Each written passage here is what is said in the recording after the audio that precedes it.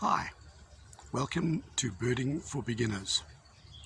Today we're going to look at how birds are measured.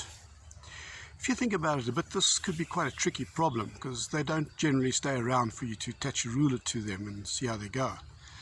Also, when they stand up, they don't all stand equally straight up. For example, a heron often pulls its neck back and before it actually strikes at a fish. Or a sparrow could be all hunched up, or it could be out picking food. So how do they measure birds? Well, generally they use a dead bird, which is unfortunate. I don't like the idea of killing them, but for scientific reasons it's a pretty good idea to understand what's going on there. So they lay the bird down flat on a ruler, on a piece of table or something, and use a ruler. They measure from the point of the beak to the end of the bird.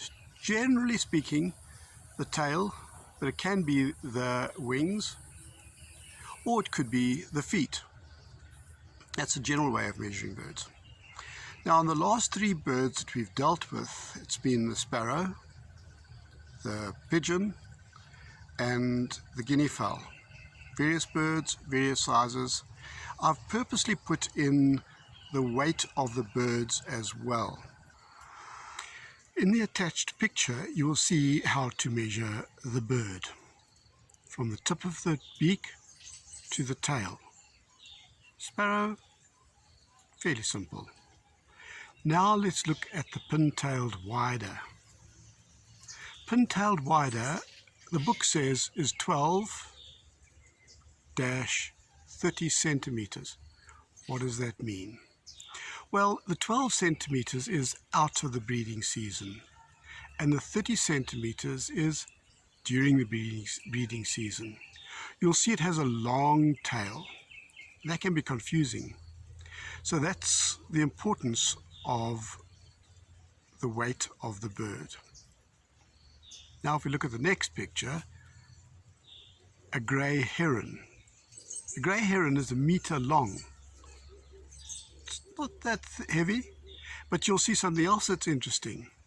Its feet are sticking out behind it, and the wings aren't the longest part of the bird, and nor is the tail. So it's got a different set of measurement. That really points out that the measurement is from the tip of the beak to the most extreme part on the other end. Well, how does that help us? Our eyes are amazing things. We can generally tell how far an object is away, a bird, and then we can compare it to something that is known.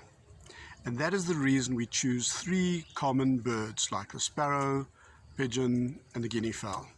So I have a bird sitting in a tree over there. We can say, is it bigger than a sparrow, or is it smaller than a sparrow? Is it bigger than a dove, or smaller than a dove? Or is it bigger than a guinea fowl?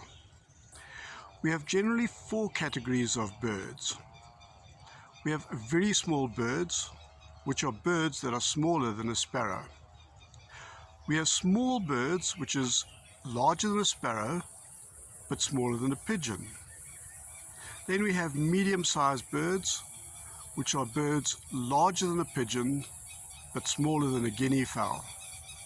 Then we have large birds, which are larger than a guinea fowl. If you look at an ostrich, for example, it's definitely bigger than a sparrow, and I'd say that's a large bird. We'll get to that later, but it is. It weighs about 100 kilograms, 2 meters tall, so it's the largest bird there is. There are other measurements on birds which are very important. For example, the wingspan.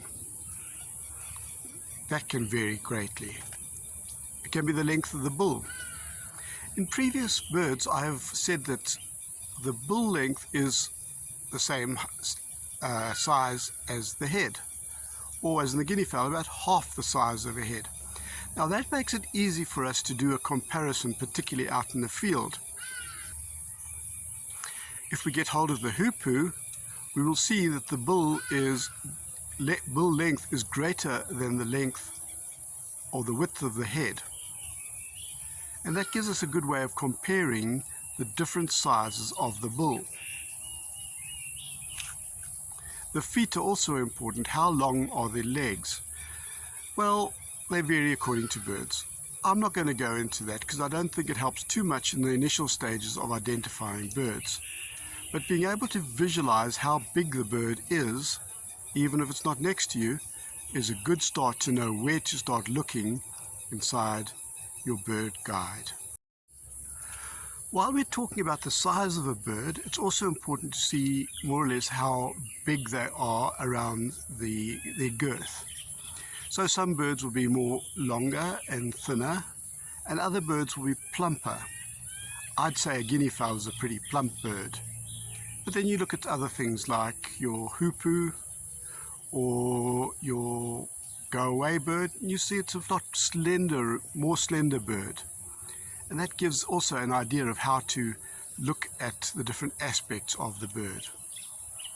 Thanks for watching. Enjoy. Bye.